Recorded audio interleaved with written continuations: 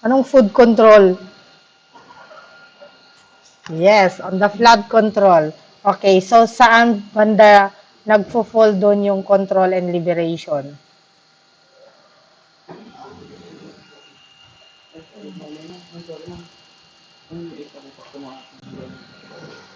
O, saan banda doon?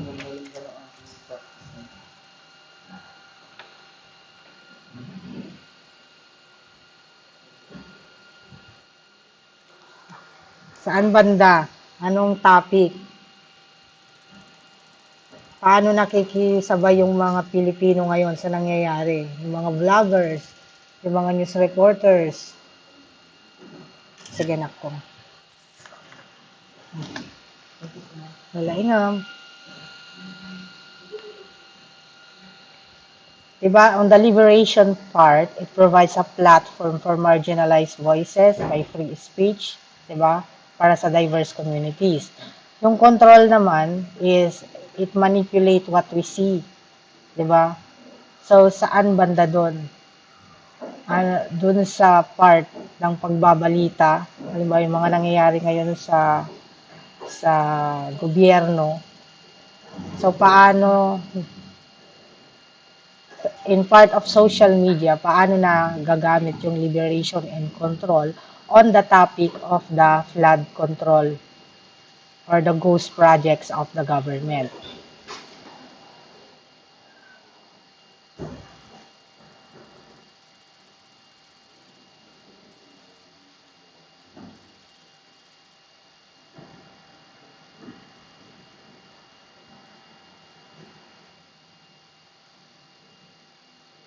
Okay. Di ba sa social media, dun kayo nakakakalap ng mga balita, right? Dun tayo, actually, dun tayo nakakakalap ng mga balita.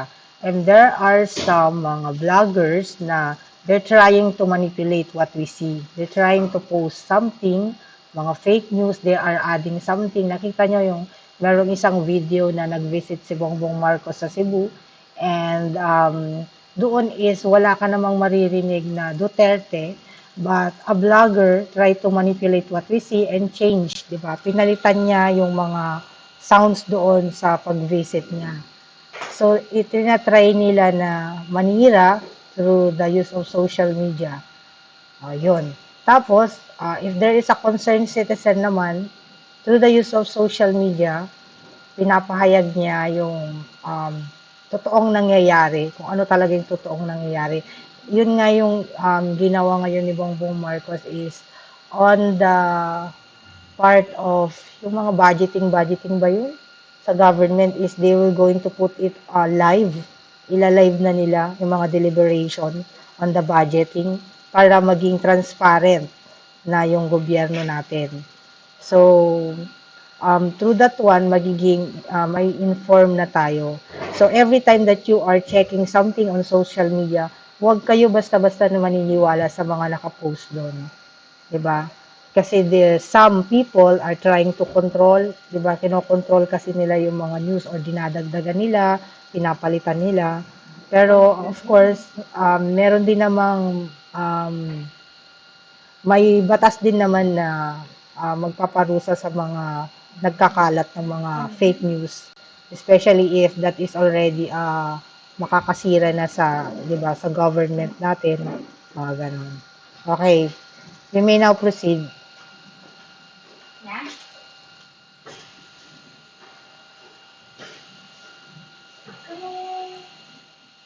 Good, good morning.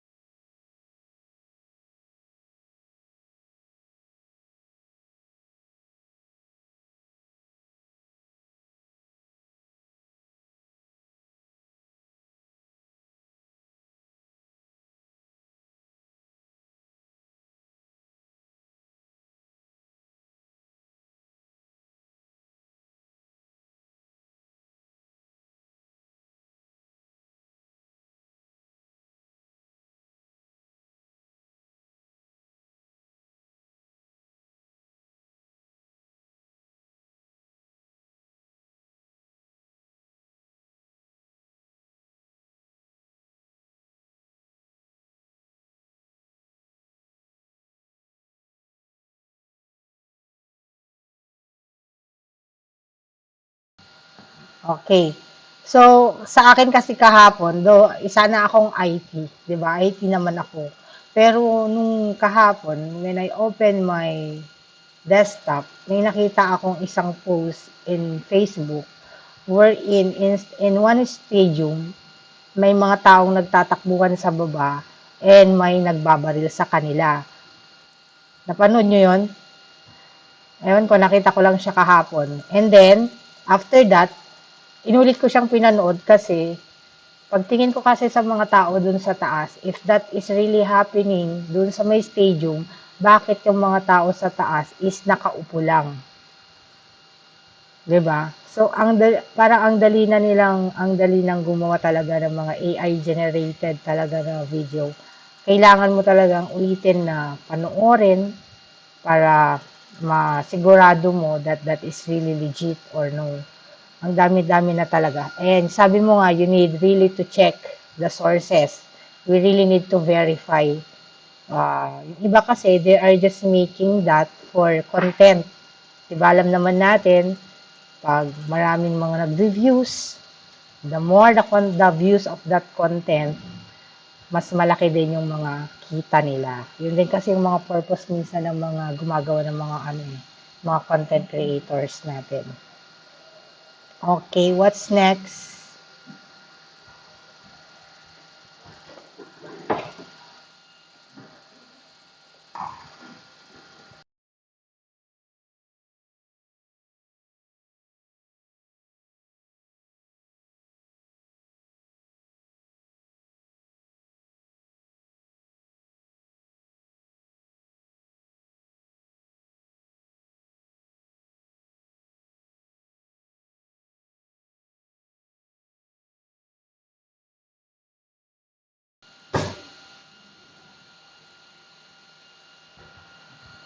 Paano mo yan ginagawa sa in your own life?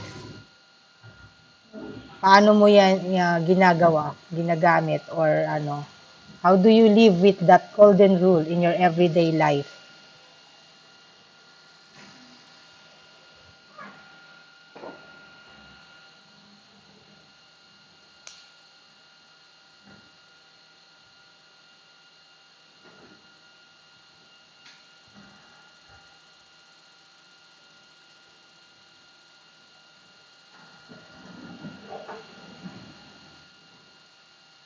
Yes, tama. So, balikan natin yung digital citizenship.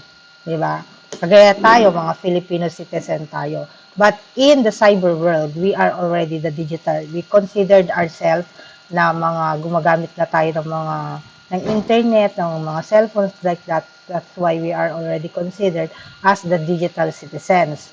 So, as a digital citizens, kagaya rin natin in the real world that there are some law, 'di ba? Na dapat nating sundin, and there should always be respect to others. Sabi mo nga diyan, we always need to remember that behind those screens are still human.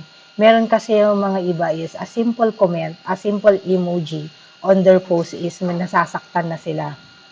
Kaya let's consider if you were the one na nag-post noon and sila naman yung nag-comment, bad comments on your post, what will you feel? 'Di ba? Or you posted and edited a picture of your friend, ginawa mo siyang funny, nasaktan siya. What if they will also do that to you? What will you feel? So you still need to consider the feelings of that person. Hindi porke na that we are in the digital world is wala lang. 'Di ba? We always need to consider na may feelings yung mga nakakasalumuhan natin in social media. Your call ends in 15 minutes. Yung bilisan na, mag-end na daw in 15 minutes. Yan na ba yung last? Hmm.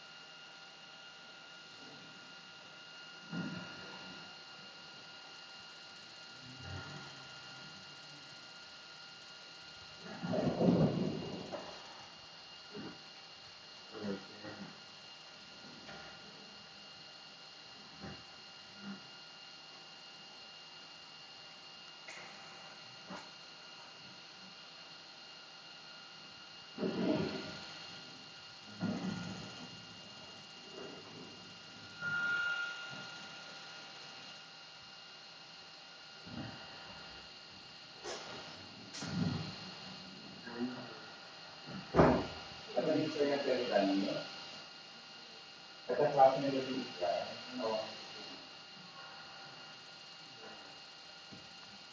telegram niyo. At ang wala niya, at ang klase nila, 90%. At ang wala dito lang.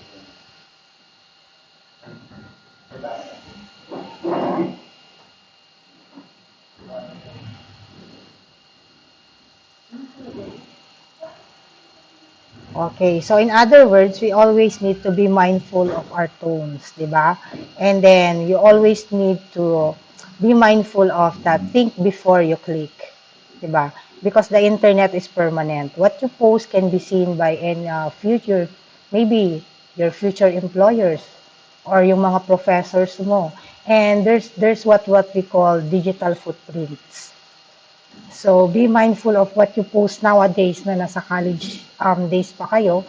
Kasi, malay natin, yung mga naiwan mong mga pinost mo noon is makaka-apekto sa'yo in your future plans, mga ganon, or future endeavors, mga ganon. And we always need to respect privacy.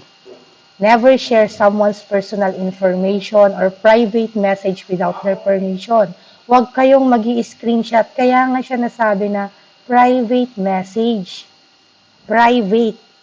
Hindi porke na may sama ka na ng loob dun sa isang tao, is that you're going to screenshot everything and then you're going to share that online. Hindi yun pwede. And then, on a fact check, kailangan before you share something, take a moment to verify that information if that is credible or not.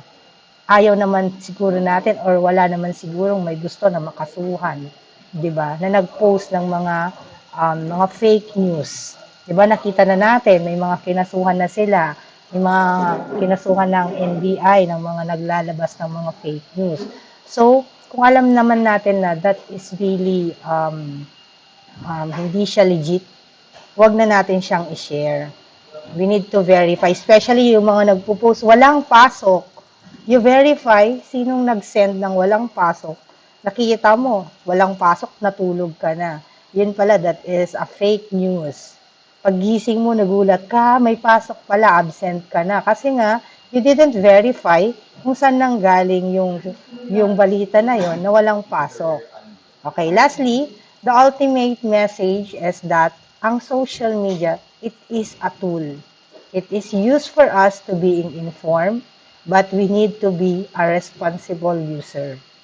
We can use its power, but we can use that for a positive change, not in a negative way. Okay? May question?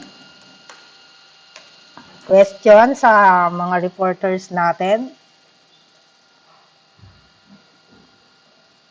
Wala na? Wala nang question? Clear ba yung binalita nila? Or may mga parts na hindi naintindihan?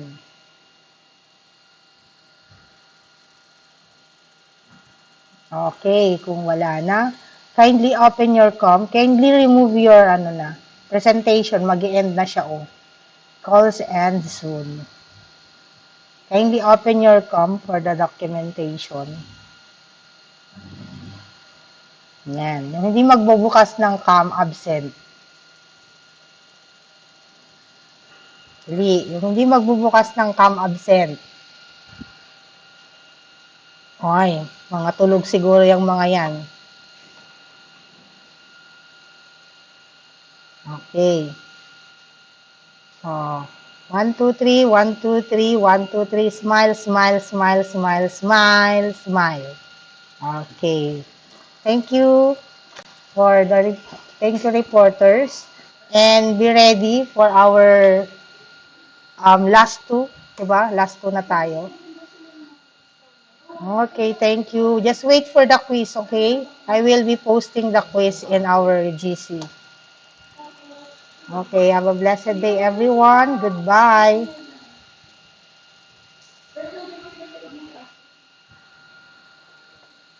Bye-bye.